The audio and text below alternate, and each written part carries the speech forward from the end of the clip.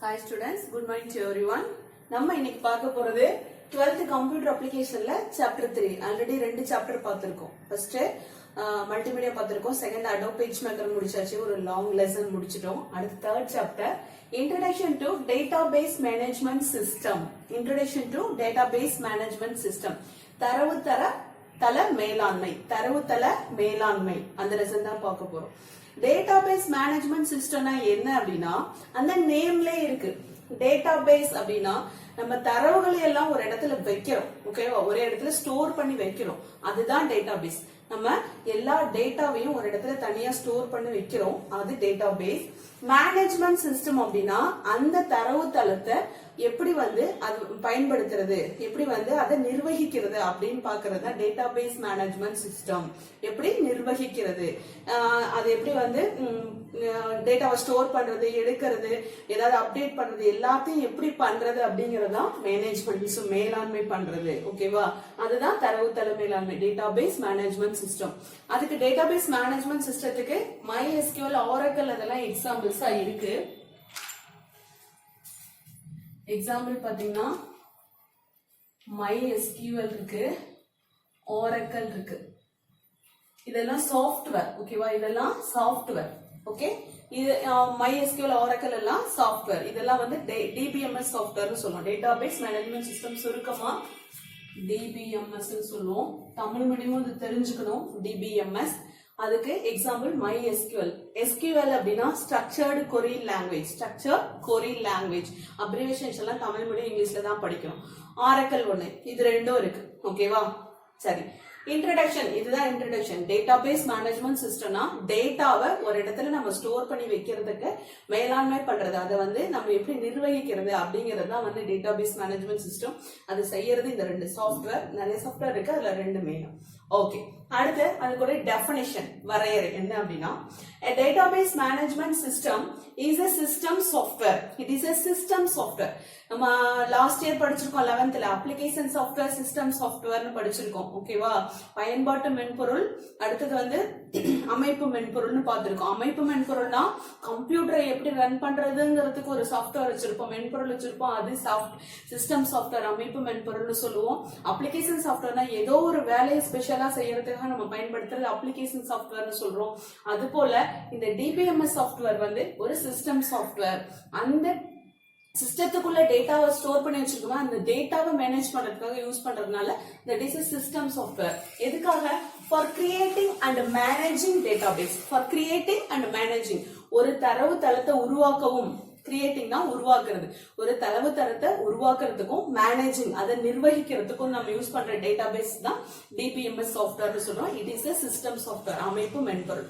Okay, அடுத்து it provides user with a systematic way to create, retrieve, update and manage data.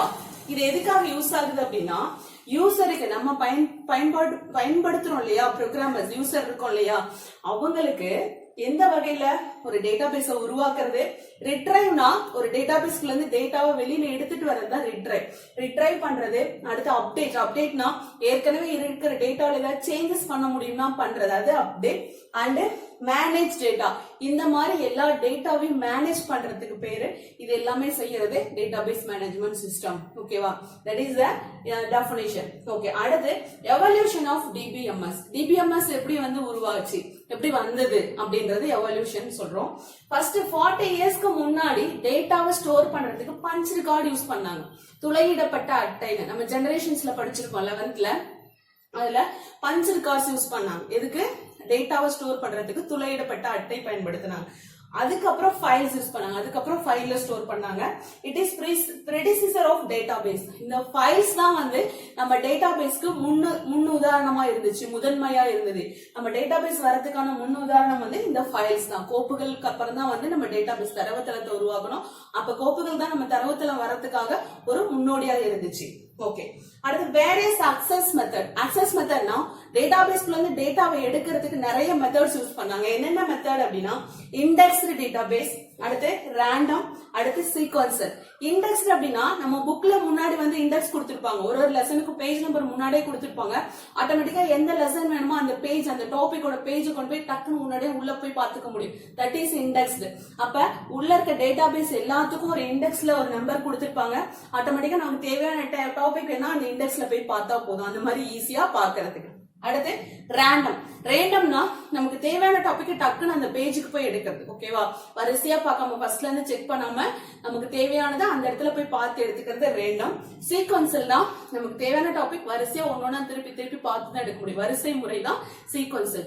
இந்த மாதிரி தரவு தளத்துல இருந்து தரவை எடுத்துக்கிறதுக்காக நமக்கு பயன்படுத்தப்பட்ட மெத்தட்ஸ். ஓகேவா, டேட்டாபேஸ்ல பயன்படுத்தப்பட்ட மெத்தட்ஸ், டேட்டாவை அக்சஸ் பண்றதுக்கு யூஸ் பண்ண மெத்தட்ஸ் வந்து 3 மெத்தட்ஸ். ஓகே, அடுத்த டாபிக் பார்க்கலாம்.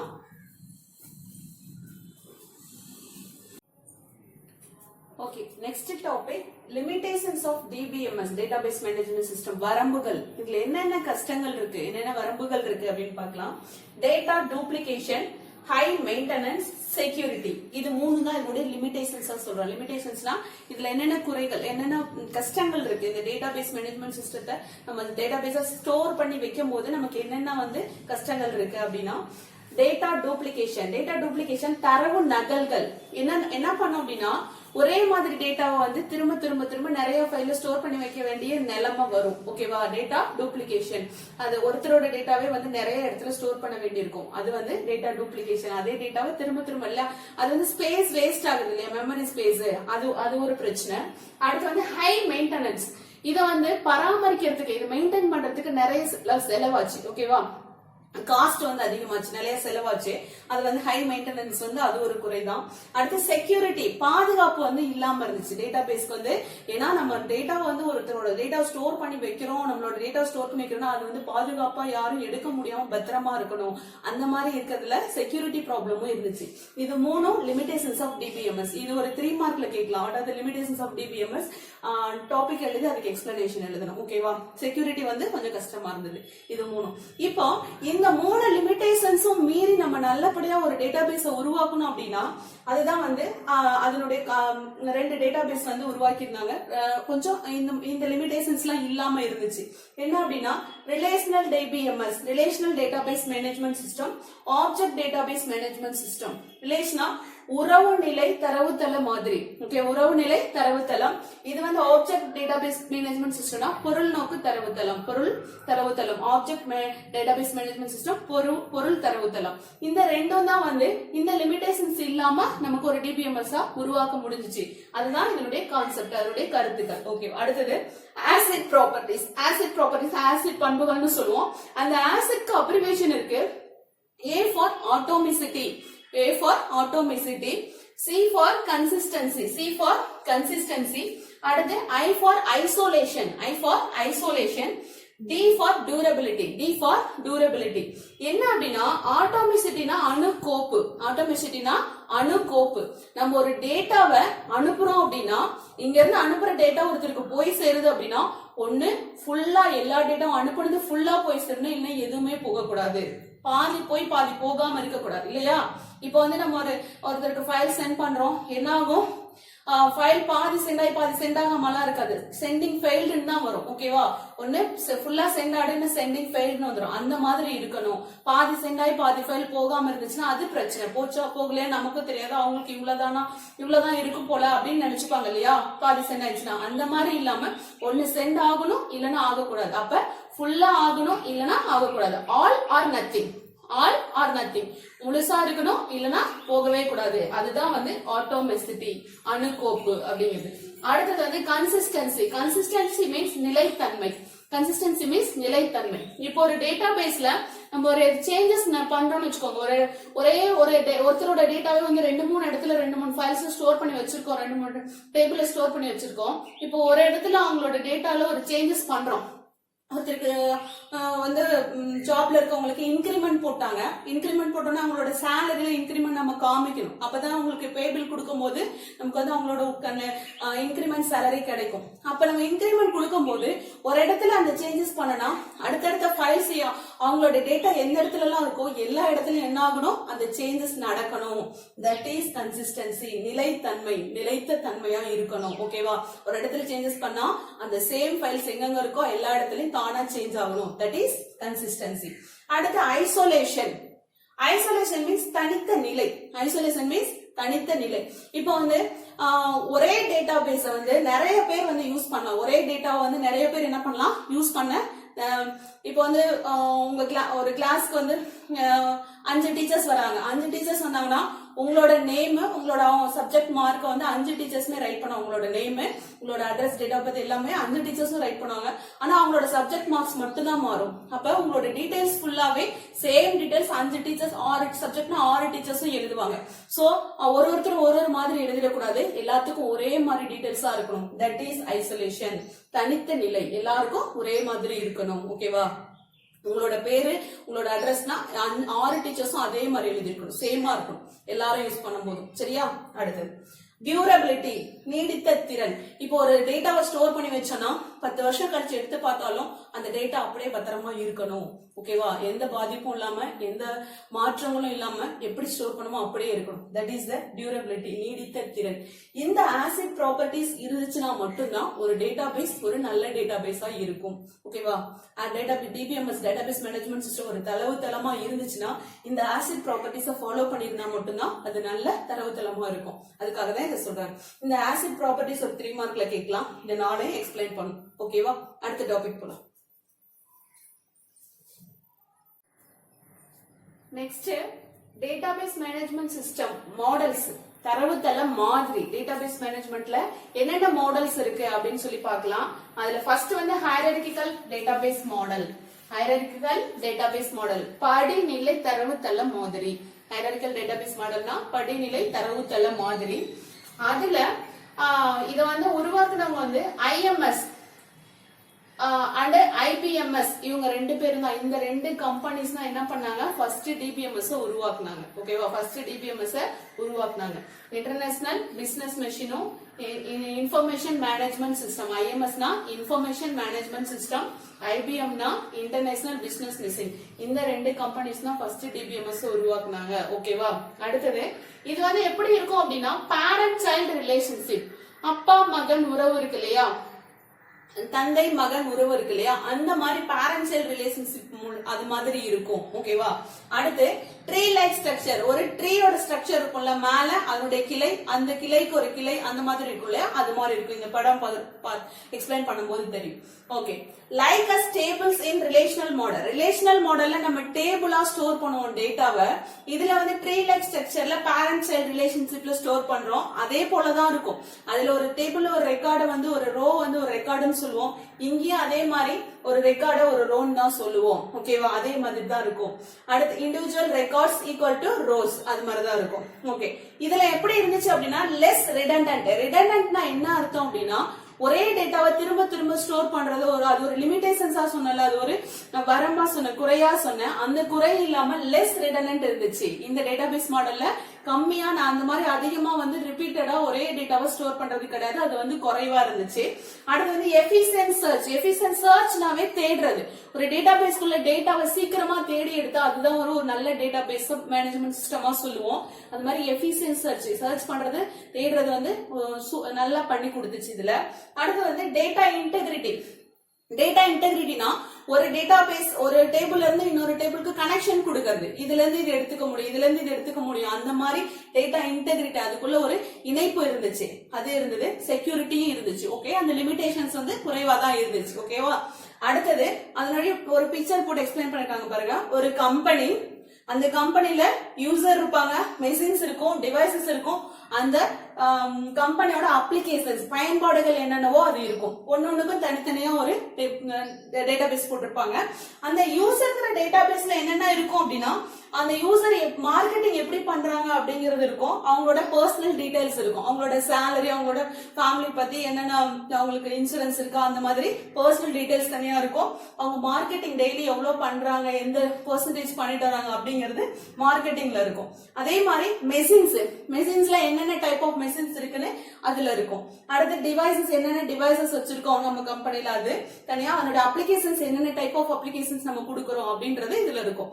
இப்போ கம்பெனி அப்படிங்கிறது ஒரு பேரண்ட்னா அதுக்கு 4 child, user, machine, devices, application. அப்ப பேரண்ட் சைல்டு ரிலேஷன்ஷிப். அடுத்தது வந்து இது யூசரை பேரண்டா எடுத்துக்கிட்டோம் அப்படின்னா அதுக்கு மார்க்கெட்டிங், பர்சனல் அப்படின்னு சொல்லிட்டு 2 சைல்டு இருக்கு. ஓகேவா?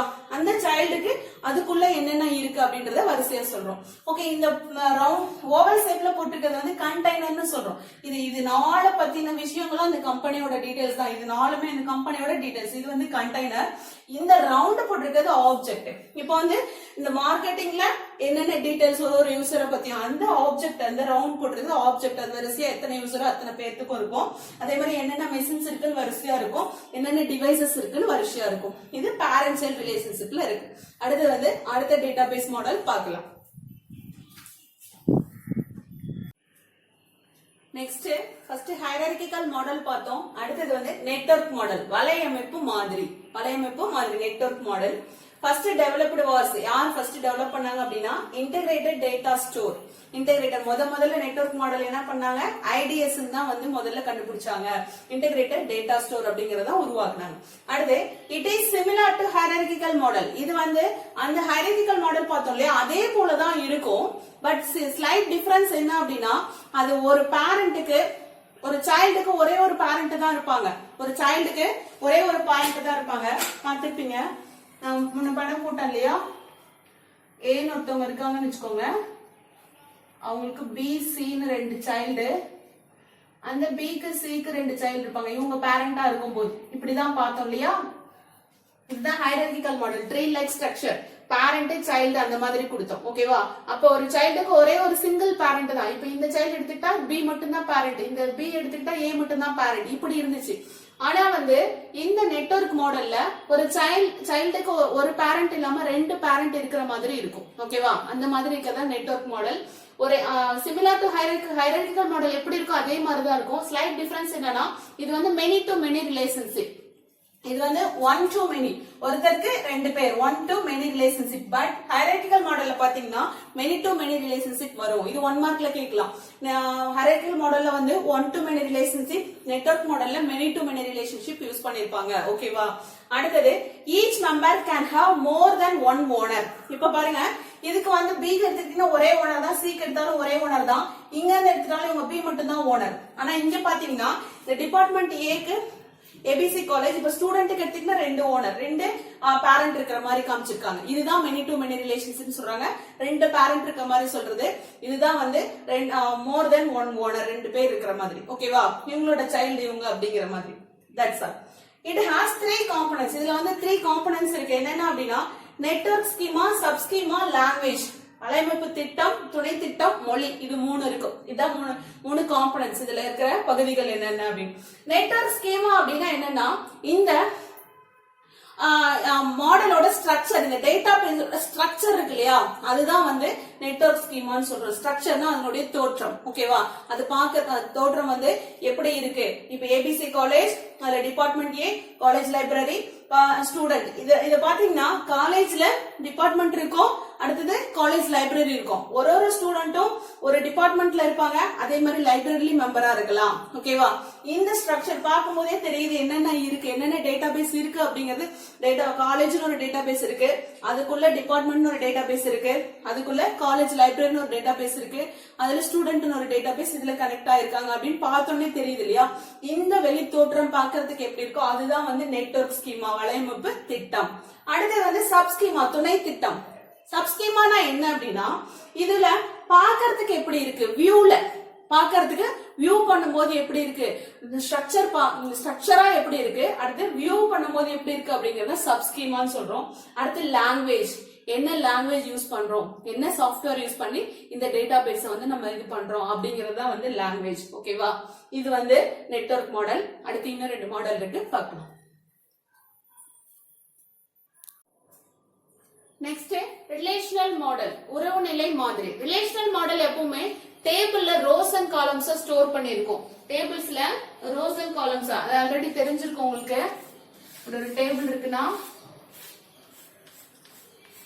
இது ஹாரிஜான்டலா இருக்கிறது ரோன்னு சொல்லுவோம், வெர்டிகலா இருக்கிறது காலம்னு சொல்லுவோம். இந்த ரோஸ் அண்ட் காலம்ஸ் ஸ்டோர் பண்ணிருக்கிறதா வந்து ரிலேஷனல் மாடல்னு சொல்லுவோம். இது வந்து ஆரக்கல் அண்ட் DB2 அப்படிங்கிறது தான் இதனுடைய எக்ஸாம்பிள். கண்டுபிடிக்கப்பட்ட ரிலேஷனல் மாடல் வந்து ஆரக்கல் ஒன்னு ஒரு சாஃப்ட்வேர், டேட்டாபேஸ் 2 அப்படிங்கிற சாஃப்ட்வேர் ரெண்டும் இதுக்கு எக்ஸாம்பிளா சொல்லலாம். It has 2 terminologies. இதுல வந்து 2 டெர்மினாலஜி இருக்கு. என்னென்ன அப்படின்னா இன்ஸ்டன்ஸ் ஒன்னு, ஸ்கீமா ஒன்னு. இன்ஸ்டன்ஸ்னா சான்றுரு, ஸ்கீமானா திட்டம்.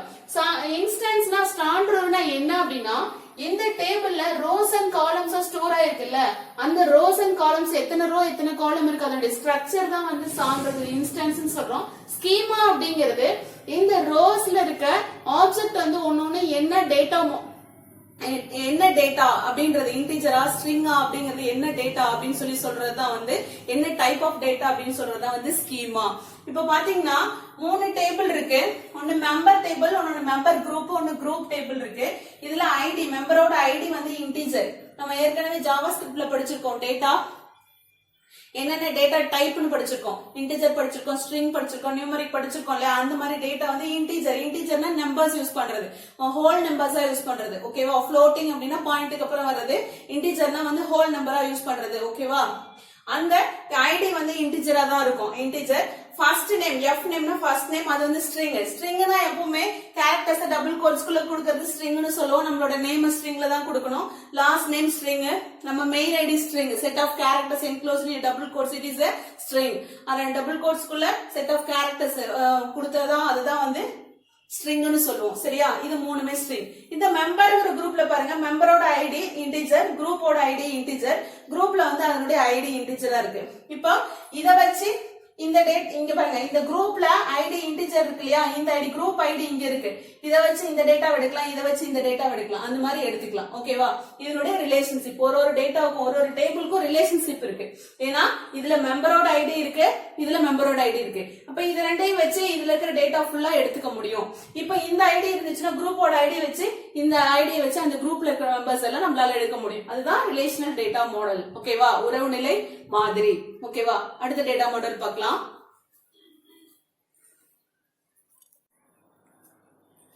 Next object oriented data model. Object oriented data மாடல்னா பொருள் சார்ந்த தரவுத்தள மாதிரி. பொருள் சார்ந்த தரவுத்தள மாதிரி. இது it is a combination of OOPS concept and database technologies. இதுல வந்து OOPS கான்செப்டும் இருக்கும், அடுத்து database டெக்னாலஜியும் இருக்கும். OOPS கான்செப்ட் அப்படின்னா C++ல அறிமுகப்படுத்தப்பட்ட ஆப்ஜெக்ட் ஓரியன்டட் ப்ரோக்ராமிங் அப்படிங்கறத OOPS concept. Object oriented programming அப்படிங்கறத OOPS கான்செப்ட். அதுல சில கான்செப்ட்ஸ் எல்லாம் கொடுத்திருப்பாங்க. என்னன்னா டேட்டா எல்லாம் ஒன்னு சேர்த்து ஒரு இடத்துல வச்சு அதை ஒரே பேர்ல எப்படி யூஸ் பண்ணிக்கிறது, அந்த மாதிரி சில கான்செப்ட்ஸ் எல்லாம் கொடுத்திருப்பாங்க. அந்த கான்செப்ட் இந்த ஆப்ஜெக்ட் ஓரியன்டட் டேட்டா மாடல்ல யூஸ் பண்ணிருப்பாங்க அப்படின்னு சொல்றாங்க. அடுத்தது டேட்டாபேஸோட ரோஸ் அண்ட் காலம்ஸ்ல ஸ்டோர் பண்ணி வச்சிருக்கோம், அந்த டெக்னாலஜி எல்லாமே இருக்கும். அதோட சேர்த்து OOPS கான்செப்டும் இருக்கும். Okay, it uses small and reusable software known as object. இதுல வந்து ஒரு சின்ன சாஃப்ட்வேரா நம்ம யூஸ் பண்ணுவோம், அதை திரும்ப திரும்ப பயன்படுத்திக்குவோம். அதுக்கு பேர் தான் ஆப்ஜெக்ட். அதுக்கு பேர் தான் ஆப்ஜெக்ட்.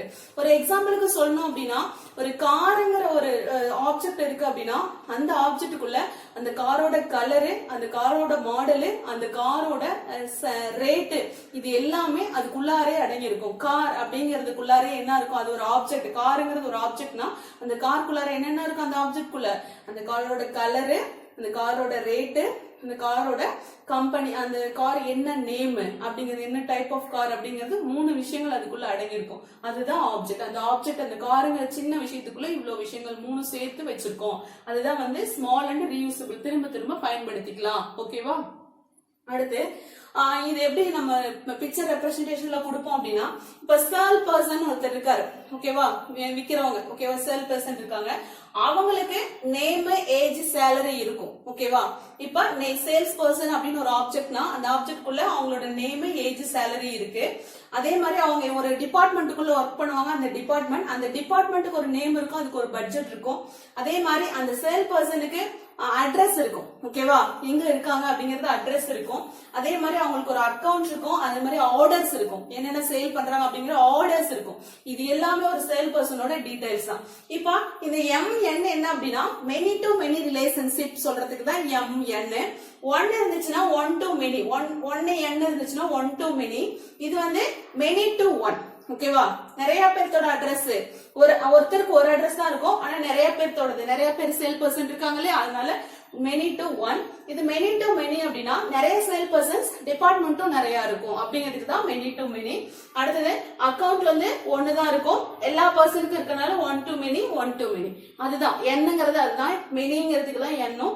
மெனி டு மெனினா M:N கொடுப்பாங்க, ஒன் டு மெனினா 1:N கொடுப்பாங்க. ஓகேவா, அதுதான் என்னுடைய மீனிங். இதுதான் ஆப்ஜெக்ட் ஓரியன்டட் டேட்டா மாடல். இப்போ 4 டைப்ஸ் ஆஃப் டேட்டா மாடல் முடிச்சிருக்கோம்.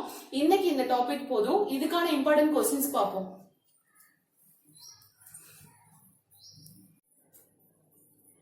இன்னைக்கு பார்த்த டேட்டாபேஸ் மாடல்ஸ்க்கான important questions. Define data model and list its types. தரவுத்தளம் என்றால் என்ன, அதனுடைய வகைகளை கூறுக. தரவுத்தளம் என்றால் என்ன, அதன் வகைகளை கூறுக. ஓகேவா, என்னென்ன டேட்டா மாடல்ஸ் இருக்கு, ஓகேவா, தரவுத்தளம் மாதிரி என்னென்ன இருக்கு அப்படின்னு சொல்லணும். அடுத்து what are acid properties, acid பண்புகள், அதனுடைய அப்ரிவேஷனோட எக்ஸ்பிளனேஷன். அப்ரிவேஷன் எழுதினாலே 2 மார்க் தான். ஓகேவா, ஆசிட் ப்ராப்பர்ட்டிஸ், ஆசிட் பண்புகள். அடுத்து எக்ஸ்பிளைன் எவல்யூஷன் ஆஃப் DBMS, தரவுத்தளத்தின் பரிணாம வளர்ச்சியை எழுதுக. பரிணாம வளர்ச்சினா அது வந்து 40 இயர்ஸ்க்கு முன்னாடி எப்படி இருந்துச்சு, அதுக்கப்புறம் ஃபைல்ஸ்ல ஸ்டோர் பண்ண ஃபர்ஸ்ட் பஞ்ச் ரெக்கார்ட்ல ஸ்டோர் பண்ணோம், அடுத்து ஃபைல்ஸ்ல ஸ்டோர் பண்ணோம், அடுத்ததான் வந்து தான் டேட்டாபேஸ் யூஸ் பண்ணோம். அந்த டேட்டாபேஸ்ல என்னென்ன லிமிடேஷன்ஸ் இருந்துச்சுன்னு ஒரு 3 பாயிண்ட் எழுதுனேன். அந்த லிமிடேஷன்ஸோட சொல்லணும், என்னென்ன வந்து வரம்புகள் இருந்தது, அந்த 3 வரம்புகளோட எழுதணும். பரிணாம வளர்ச்சி, தரவுத்தள மாதிரியே பரிணாம வளர்ச்சி. ஓகே, அடுத்தது வந்து explain various types of data models. தரவுத்தள மாதிரியின் வகைகள், என்னென்ன வகைகள் இருக்கு, என்னென்ன மாதிரிகள் இருக்கு. நெட்வொர்க் மாடல், ஹைரார்கிக்கல் மாடல், அடுத்து வந்து ஆப்ஜெக்ட் ஓரியன்டட் டேட்டாபேஸ் மாடல் சொன்னோம். அடுத்து வந்து ரிலேஷனல் டேட்டாபேஸ் சொன்னோம் இல்லையா, அந்த 4 டைப்பும் எக்ஸ்பிளைன் பண்ணணும். That is 5 mark. ஓகேவா, இந்த क्वेश्चंस ரீட் பண்ணுங்க, டெஸ்ட் எழுதி பாருங்க ஸ்டூடெண்ட்ஸ். அடுத்த கிளாஸ்ல சந்திப்போம். தேங்க்யூ.